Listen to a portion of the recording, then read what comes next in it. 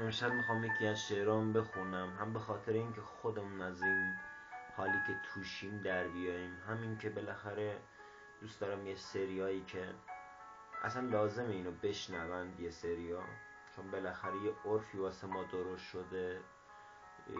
کاری با غلط و درست بودنش ندارم، ولی به نظر من باید حذف بشه. درود بر تو ای پادشاه معروفیت ایران، احسنت به تو نماد مقاومت و رهبر دلیران. هزار آفرین بر تو باد ای موجودی که 1000 بار در روز نام پرآواز تو می شود آواز دلشیران. هر از گاهی باید سجده بشه برای عظمت تو، چقدر اهل سخاوتی، چقدر عزتمندی تو. ای ساغر و صابر و اهل خدمت، ای امیدواری و اهل همت، ای که نام تو مقدس ترین اسم این سرزمینه، ای سنجش عقل و اقتدار و خواندن و پول و کینه. ای آبروی 1400 ساله، ای که اسم امید گذشته و آینده و حاله. تو را هزاران سپاس ای صفت عام و خاص، ای ابوحت قدرت عباس، ای که احساس تو زود میشه حساس. چگونه معروف شده ای در این میان، عامل کشف عزتمندی تو کیان. هزاران محقق رو جستم تا بیان، تا که شرافت و صداقت و معرفت تو رو کنن بیان. ای نمایانگر ظلم و ستم و تنهایی، ای که مدتی عزیز و مدتی رسوایی.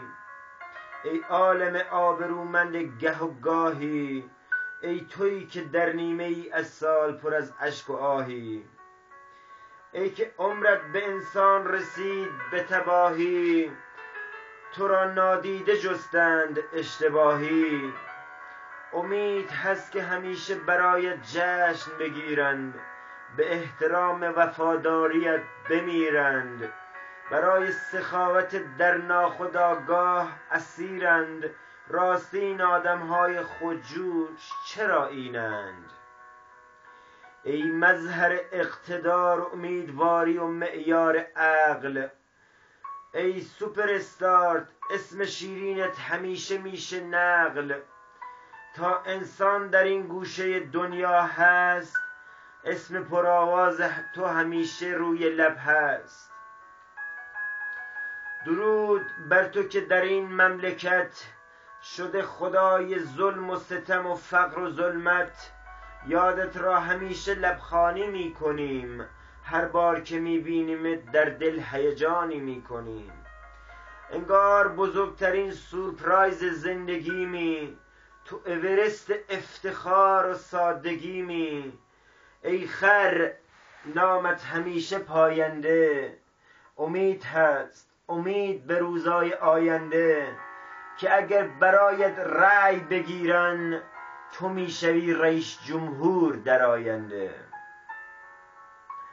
این چند بیتو به خاطر این گفتم که اسم خر یا واژه خر در زبان فارسی الان خودش اصلا در زبان عامیانه ایرانیا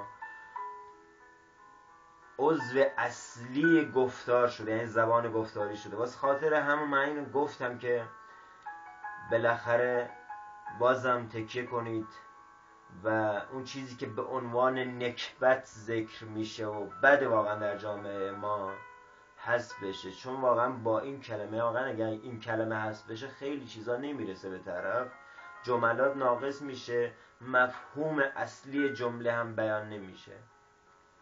ولی ببین اگه حذفش کنیم چه اتفاقی میفته. معیار سنجش، ای معیار سنجش، ای خر.